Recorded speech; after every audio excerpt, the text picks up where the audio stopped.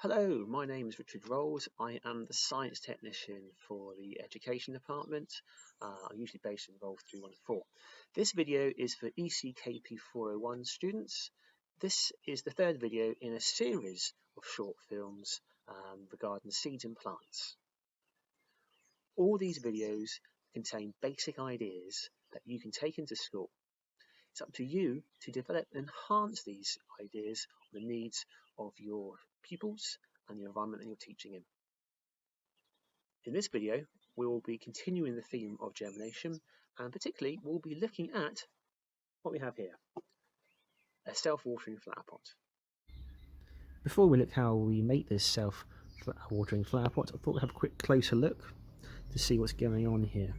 So down here at the bottom, you can see the roots are coming out of the bottom, intertwining with some sort of kitchen cloth.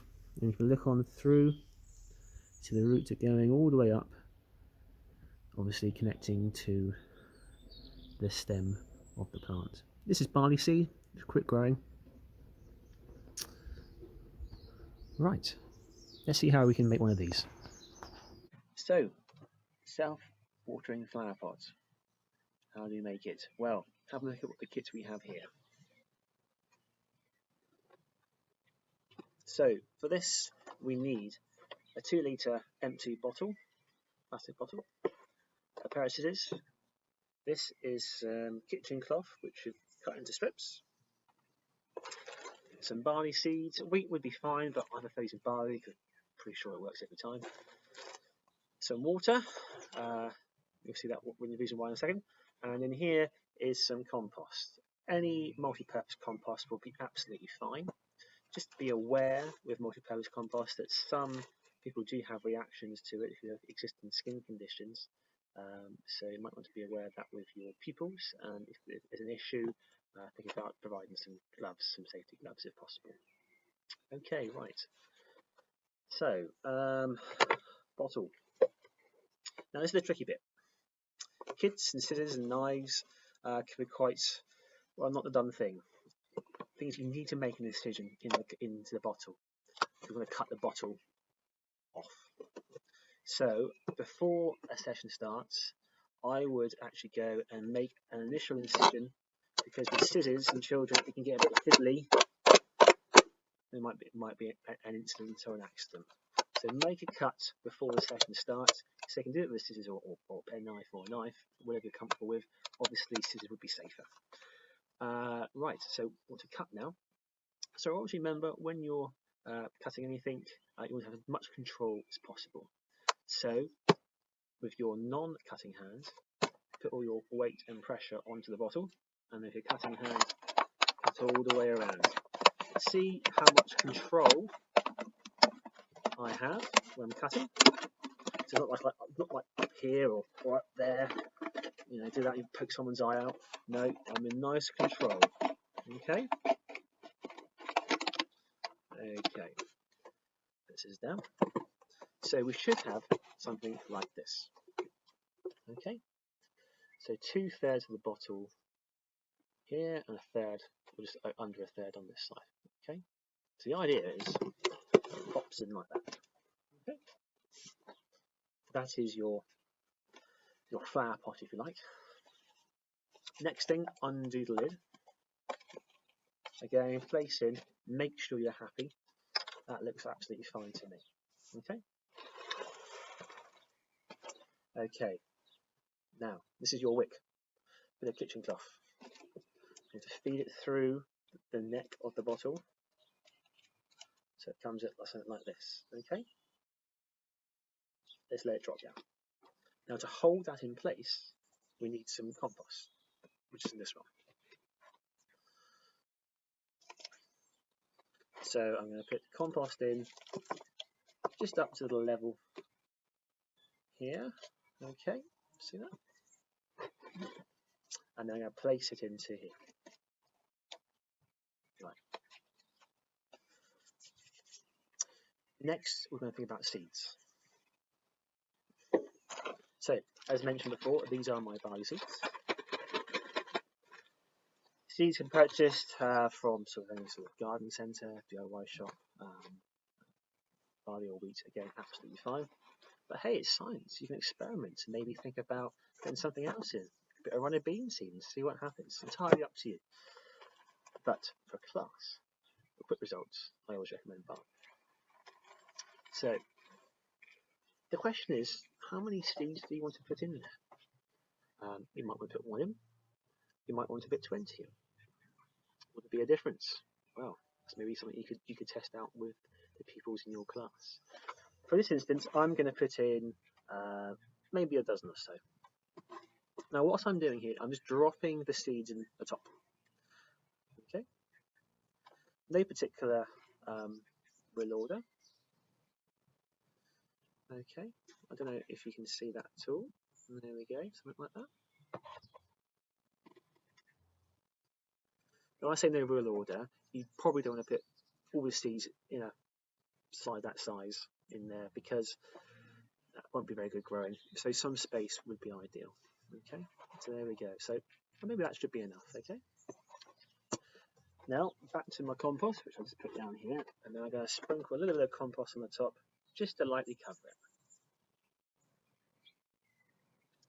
I don't want to put the seeds too far down because once we start to water and the seeds start to activate, if they're too far down, they might well rot out, but we've got a chance for the stem to rise up above the soil. Okay, so just beneath the top of the soil will be absolutely fine. Okay, so there we go, looking nice. Now your next job will be to take this out and we'll fill up this bottle with water from the tap. Okay, and what you want to do is you want to fill it up so the level is up to the neck of this. So you want to be up to this level. Okay, so that all of the wick exposed is covered in water. Okay, right, I'm quickly going to do that and I'll come back. Hello again. Right, there we go. So I filled up the tap in here, so it levels about here in the water. Now at first, the wick will just sit on top of the water, but eventually you'll get full of water and it will start to float down like this one here. Okay. Now, just to start the seeds, the germination process, just need to put some water on the top. There we go. So what is that? It's probably half a cup. As long as the seeds all get nice and wet. And there we go. That is the self-watering flower pot. But one more thing. If you have a class of 30 children and they've all made a self-watering flower pot, it will be very hard to work out who's who come next morning. So top tip, make sure their pupils get to a label, put the name on, stick that onto the side of the bottle, and then there'll be no arguments in the morning. Now we've made the self-watering flower pots, but we need to bring a bit more science into it. So have a think about the things that you can change the variables of to make into an experiment. So earlier on I alluded to about putting 1 or 20 seeds into one of the flower pots. What do you think the difference would be of that? Maybe get some pupils to put 1 in, maybe put 30 in. To see if there's a difference. There might well be. One seed has all the light and all the moisture and all the nutrients of the compost, whereas say 20 or 30 are fighting for the same elements, and therefore that might restrict the growth of those particular seeds. Think about where you put the seeds. If you put the seeds down at the bottom, are they going to grow? Think they're going to rot out? If you put the seeds on the top, that'd be a difference. Something you could possibly bring into your session. Think about how much water you start off with. Think about the heat. Maybe you should put 1 by the window, maybe 1 in the fridge. I mean, you and me will know that the seeds won't really grow in the fridge because obviously for seeds to germinate, they need warmth and they need some water. But to really show that, be very blatant in what you do with the seeds. How about the wick? The wick we got with a kitchen cloth. Maybe we can look at different types of material. Does that have a difference? maybe the water that we're using. Maybe if we had some glucose in the water, would that be a difference? Or some plant food in the water, would that be a difference? So there's lots of variables and changes you can do to make this particular practical into more of an experiment. Another quick look at the self-watering flower pots. Again, this is what you should be sort of generally looking at once you've made one. Again, don't worry about the wick. That will eventually drop into the water eventually. And on top, just one of my seeds there. It's just come out as I've watered it. So if I just cover it over a bit of soil, and there we go. So there we go, self-watering flower pots. I'd imagine that, say, 3 to 5 days for the first sort of stems that come through.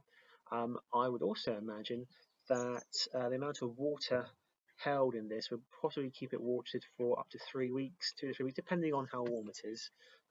Just to remind you, this went in 10 days ago, and we have lost only about a quarter of the water, so it might well be up to a month. Okay, that concludes today's germination self-watering flower pots. If you have any questions about this demonstration I just done today, please do get in contact. You can email me or you can send me a Zoom request. There will be the chance to do this practical when we do return to university. I'll be quite happy to open up the greenhouse and you can come down, book a session with me, and we can have a go. Also remember that on the Moodle page we do have the handout that accompanies these videos, so there'll be more information on there. Okay, that's great. We'll see you again next time.